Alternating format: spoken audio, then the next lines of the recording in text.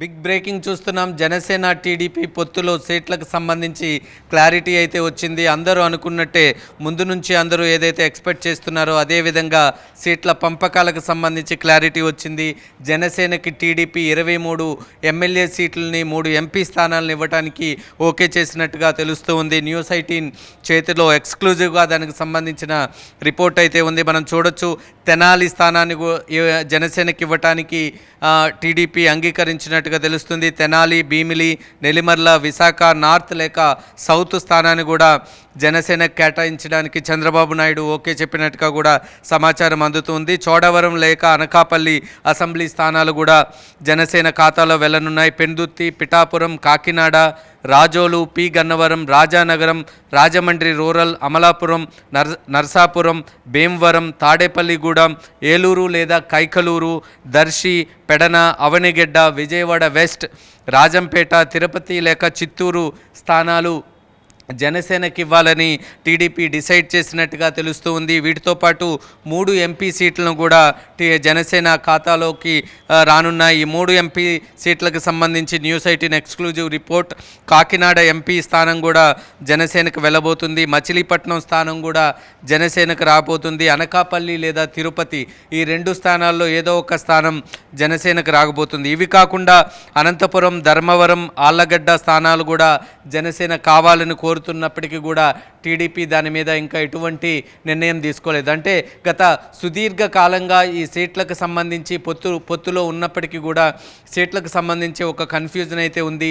నిన్న చంద్రబాబు నాయుడు, పవన్ కళ్యాణ్ భేటీ అయ్యారు. ఈ భేటీలో ఈ లిస్టునే ఓకే చేసినట్టుగా కూడా సమాచారం అందుతుంది. అందులో భాగంగానే ఈరోజు న్యూస్ 18 ఎక్స్క్లూజివ్గా, అంటే అధికారికంగా ప్రకటించడానికి ముందే న్యూస్ 18 ఎక్స్క్లూజివ్గా మీకు ఈ రిపోర్ట్ ఇస్తూ ఉంది. మొత్తం 23 అసెంబ్లీ స్థానాలు, 3 ఎంపీ స్థానాలను అయితే జనసేన కైవసం చేసుకోబోతుంది. న్యూస్ 18 తొలిత నుంచి కూడా చెప్తూ ఉంది, జనసేనకు 25 అసెంబ్లీ స్థానాలు ఇస్తారు, 3 నుంచి 5 ఎంపీ స్థానాలను కేటాయించబోతున్నారని చెప్పారు. అదేవిధంగా 23 అసెంబ్లీ స్థానాలను టీడీపీ జనసేనకి ఇవ్వనుంది. మరొక వైపు 3 ఎంపీ స్థానాలను ఇవ్వనుంది. ఇదిలా ఉంటే బీజేపీ కూడా ఇప్పుడు స్క్రీన్ మీదకి రాబోతున్నట్టుగా మనకు సమాచారం అందుతూ ఉంది.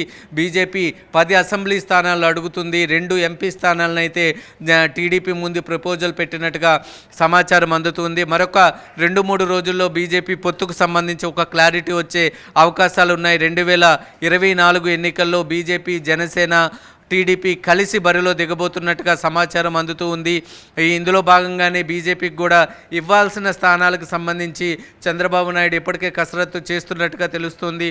ముఖ్యంగా బీజేపీ 10 స్థానాలు కోరుతున్న నేపథ్యంలో అంతకన్నా తక్కువ ఇవ్వటానికి చంద్రబాబు నాయుడు మొగ్గు చూపుతూ ఉన్నారు. మరొక వైపు జనసేన, అంటే గతంలో 2014 ఎన్నికల్లో కన్నా ఈసారి ఎక్కువ స్థానాలనే తీసుకుంది. 2014 ఎన్నికల్లో ఎటువంటి సీట్లు తీసుకోకుండా కేవలం మద్దతు మాత్రమే జనసేన ఇచ్చింది. తర్వాత 2019 ఎన్నికల్లో విడిగా పోటీ చేసినప్పటికీ కూడా జనసేనకు మెరుగైన ఫలితాలు రాలేదు. మళ్ళీ 2024లో జనసేన, టీడీపీ కూటమి కట్టాయి. ఈ కూటమిలో సీట్లకు సంబంధించిన కన్ఫ్యూజన్ అయితే తొలుత నుంచి ఉంది. ఎందుకంటే ఈసారి జనసేన కూడా చాలా గట్టిగా పట్టుకొని కూర్చుంది సీట్లకు సంబంధించి.